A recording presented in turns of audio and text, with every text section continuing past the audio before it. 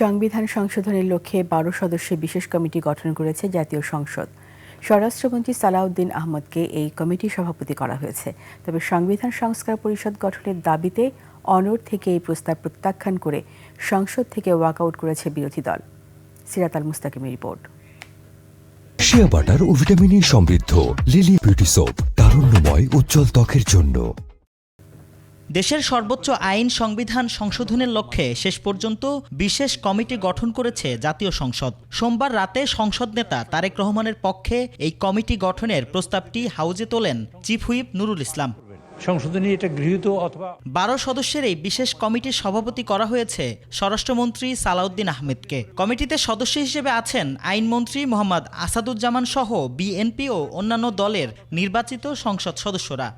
অত্র সংসদের প্রতিনিধিত্বকারী প্রতিটি রাজনৈতিক দল এবং জোটের সদস্যদের সমন্বয়, এমনকি স্বতন্ত্র সংসদ সদস্যদের সমন্বয়ে সংবিধান সংশোধন সম্পর্কিত একটি কমিটি গঠনের উদ্যোগ নেই। ১৭ সদস্যের এই কমিটিতে বিরোধী দলের জন্য 5টি পদ ফাঁকা রাখা হয়েছে। আলোচনা সত্ত্বেও নাম না পাওয়ায় আপাতত 12 সদস্য নিয়েই যাত্রা শুরু করেছে কমিটি। আর্টিকেল 65-এ বলা আছে সেই সংশোধনে আইন প্রণয়নের ক্ষমতা আছে, সংশোধন করার ক্ষমতা আছে।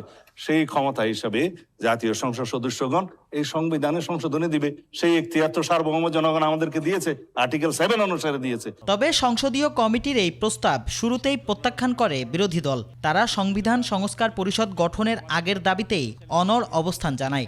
আমরা শুধু এই কমিটিতে অংশগ্রহণ করব না এটাই নয়, বরঞ্চ এই পর্বটা আমরা যেহেতু জনগণের রায়কে সম্মান করা হচ্ছে না, তার প্রতিবাদে আমরা ওয়াকআউট করছি। পক্ষ থেকে ওয়াকআউট করেন বিরোধী দলের সদস্যরা। ফলে তাদের অনুপস্থিতিতেই পাশ হয়ে যায় বিশেষ কমিটি গঠনের এই প্রস্তাব।